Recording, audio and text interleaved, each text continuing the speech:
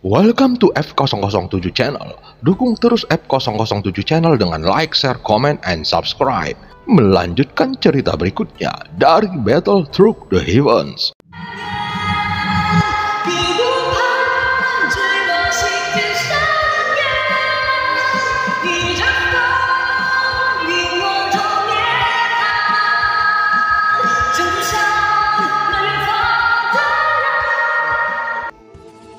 Selamat beraktivitas dan terima kasih atas dukungannya selama ini.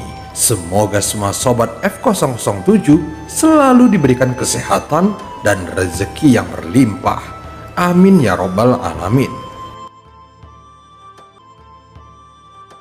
Pada part sebelumnya, karena tidak tega, Xiaoyan akhirnya menyelamatkan seorang bayi lalu membesarkannya. Xiaoyan memberinya nama Xiaoan dan dia selalu mendapatkan perlakuan yang kurang menyenangkan dari seorang remaja bernama Chen Xuang. Hal ini membuatnya berpikir untuk belajar ilmu seni bela diri. Aku ingin mempelajari seni bela diri agar nantinya bisa melindungi ayah dan adik kecilku, kata Xiaoan sambil menggelengkan kepalanya dengan serius. Kamu bisa mempelajari apapun yang kamu inginkan, balas Xiaoyan sambil tersenyum. Dalam sekejap mata, anak laki-laki itu berubah menjadi seorang pemuda. Dia berdiri di atas panggung dengan tekad untuk mempelajari seni bela diri. Adapun mereka yang pernah mengganggunya, itu sudah menjadi sejarah. Bahkan beberapa di antaranya sudah dimakan anjing liar. Ayahnya juga memberitahunya bahwa segala sesuatu di dunia ini memiliki sebab dan akibat. Hei anak muda, bukankah kamu baru-baru ini mengalami luka parah? Mengapa kamu bisa pulih begitu cepat? Seseorang bertanya padanya dengan ekspresi penuh tanda tanya. Tidak ada yang aneh. Namaku Xiaoan, putra dari Xiaoyan. Dengan keterampilan ayahku, tentu saja aku bisa sembuh dengan cepat. Dia menjawabnya dengan penuh kebanggaan. Sayangnya, bakat pemuda ini biasa-biasa saja. Mungkin sulit baginya untuk mencapai prestasi yang signifikan di masa mendatang. Pada saat ini, suara sorak dan komentar dari penonton terdengar bergema. Namun semangat pemuda itu tetap teguh. Dia tetap berjuang melawan lawannya yang lebih kuat. Meskipun pada akhirnya dia mengalami kekalahan yang memilukan. Pada saat dia mengalami keadaan seperti itu, ayahnya selalu muncul untuk membantunya, lalu melihatnya dengan penuh kekecewaan. Sepertinya aku memang tidak memiliki bakat bela diri. Xiaoan berpikir di dalam hatinya dan merasa malu dengan dirinya serta ayah yang selalu mencintainya. Sudah waktunya bagi Xiaoan untuk tumbuh dewasa sekarang, dan Xiaoyan selalu mendukung di belakangnya dalam situasi apapun. Saat ini, Xiaoyan terlihat tidak lagi muda dan tampilannya sudah seperti seorang pria paruh baya yang menunjukkan tanda-tanda telah kehilangan kekuatannya. Meskipun anaknya mengalami beberapa kekalahan, namun Xiaoyan hanya memilih untuk tetap diam dan pada akhirnya semuanya akan berakhir begitu saja. Ingin menyerah? Xiaoyan bertanya dengan tegas. Tidak, aku hanya merasa telah memberi ayah rasa malu. Xiaoan selalu bertarung di atas arena, tidak peduli seberapa banyak dia terluka, namun dia tidak pernah menangis dan hanya ketika dia berada di belakang Xiaoyan, maka kehangatan itu membuatnya merasa bersalah. Tidak perlu peduli pada pandangan orang banyak. Hiduplah untuk dirimu sendiri. Sebenarnya, tidak ada begitu banyak penonton. Selama kamu melakukan perubahan yang ingin kamu lakukan, maka itu tidak ada hubungannya dengan sukses ataupun kegagalan. Dia merasa bangga dengan pencapaian hidupnya. Namun dengan usianya yang masih muda, maka dia masih memiliki banyak waktu untuk melakukan hal-hal yang diinginkannya. Tidak perlu melihat ke belakang. Ketika kamu mencapai usia 18 tahun, ayah akan membawamu keluar untuk berkeliling. Sambil membawa Xiao An, Xiao Yan berkata dengan nada yang rendah dan terasa tanpa gairah. Waktunya untuk berhenti bermimpi. Xiao An bergumam pelan, namun ketika Xiao Yan melihat ke belakang punggungnya, dia mendengar suara nafas Xiao An yang terlalu lemah dan dia tertidur karena kelelahan. Setelah beberapa tahun berlalu, Xiao An telah tumbuh menjadi seorang pemuda. Meskipun tidak terlalu kuat, namun tubuhnya tampak sehat dan bugar. Pada saat ini, di atas langit kota Lindongcheng tampak ada 2 garis merah yang muncul. Seluruh orang yang berada di kota langsung berdiri, dan Xiao An juga berdiri dengan penuh semangat di depan pintu sambil menatap 2 garis merah yang muncul di langit. Apakah mungkin mereka adalah dewa yang terkenal? Ekspresi gembira terpancar di wajah Xiao An dan jiwanya terus terpaku pada pertempuran sengit di langit. Sementara itu, Xiao Yan hanya duduk dengan tenang sambil meminum tehnya. Meskipun semua orang di sekitarnya berdiri, namun Xiao Yan hanya bersikap seperti biasa. Pada saat ini, Xiao An sepenuhnya terpesona oleh pertempuran sengit di langit. Dan terlihat ada serangkaian pedang panjang setengah transparan yang menakutkan turun dari langit. Dalam sekejap, seluruh atmosfer menjadi kacau, gelombang besar naik, seolah-olah jarum magnet besar akan jatuh. Dengan peristiwa ini, mungkin kota Lindongcheng akan menderita kerugian yang signifikan. Lebih baik aku melarikan diri, pikir Xiao An di dalam hatinya sambil melihat pedang panjang menakutkan yang turun dari langit. Kekuatan ini sudah melebihi kemampuannya, apalagi dia tidak pernah memiliki sekte sehingga dia bahkan belum pernah menyentuh ki pertempuran. Apakah kita dapat lolos dari ini?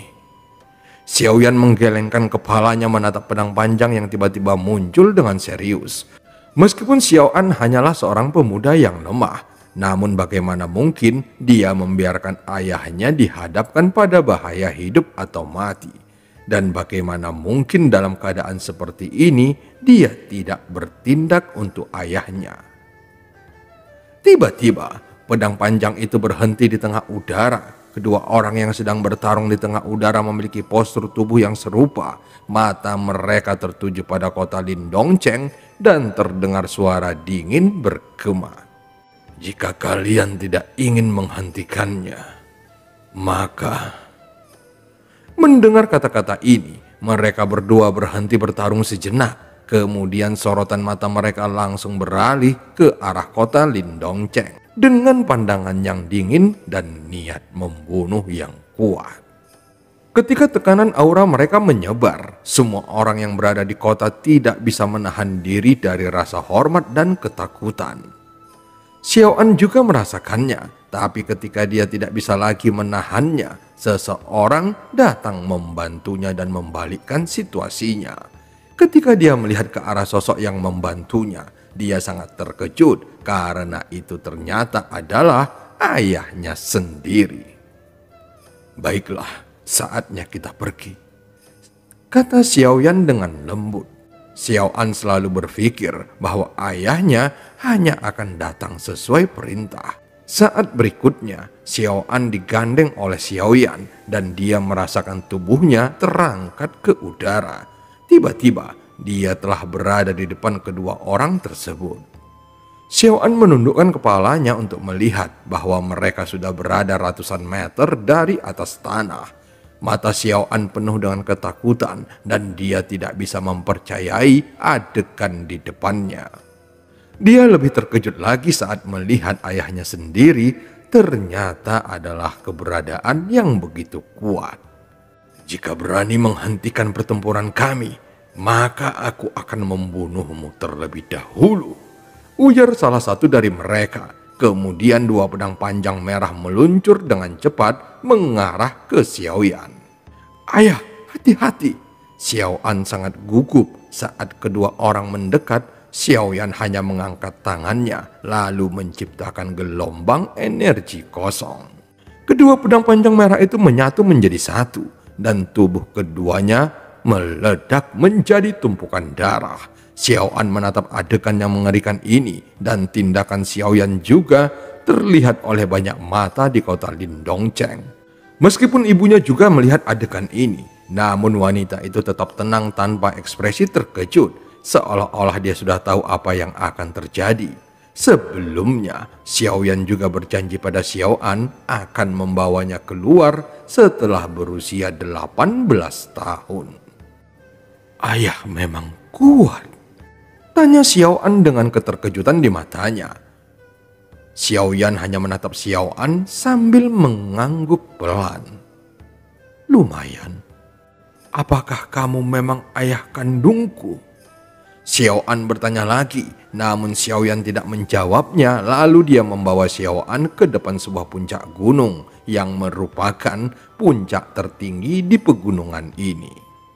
Pergilah ke gunung ini dan kamu akan menemukan jawaban yang kamu cari, kata Xiaoyan dengan perlahan sambil menatapnya dengan penuh arti. Xiao An mengangkat kepalanya melihat gunung yang tinggi ribuan meter dan tampak matanya penuh dengan tekad.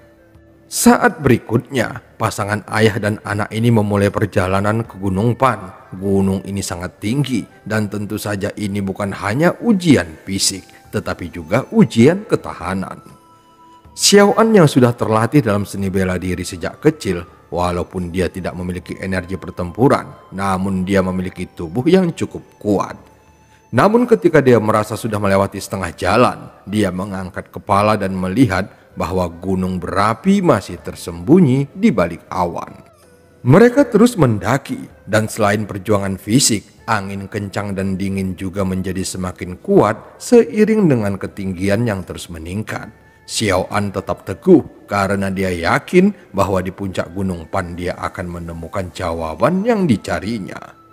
Meskipun Xiao An memiliki kemajuan yang cepat, namun Xiaoyan selalu ada di belakangnya. Tiba-tiba, struktur tanah di bawah mereka berubah dan Xiao An kehilangan kendali, kemudian jatuh berguling-guling. Namun Xiaoyan sama sekali tidak membantunya. Saat berikutnya, Xiao An berhasil menangkap sebatang pohon dan akhirnya menghentikan laju jatuhnya. Pada saat ini, tubuh Xiao An terluka parah, namun Xiaoyan hanya menatapnya dengan serius tanpa mengucapkan sepatah kata pun. Xiao An merasa aneh. Ini adalah pertama kalinya ayahnya tidak melangkah maju untuk membantunya. Saat ini dia merasakan rasa sakit di seluruh tubuhnya. Akhirnya, Xiao An menyadari bahwa selama bertahun-tahun dia tidak pernah merasakan rasa sakit seperti ini karena ayahnya selalu melindunginya. Meskipun Xiao An belum pernah menjadi kuat, namun dia selalu merasa lemah. Pada saat ini, dia memutuskan untuk terus maju dari posisinya yang rendah. Dan cerita pun berakhir. Sampai ketemu di part selanjutnya.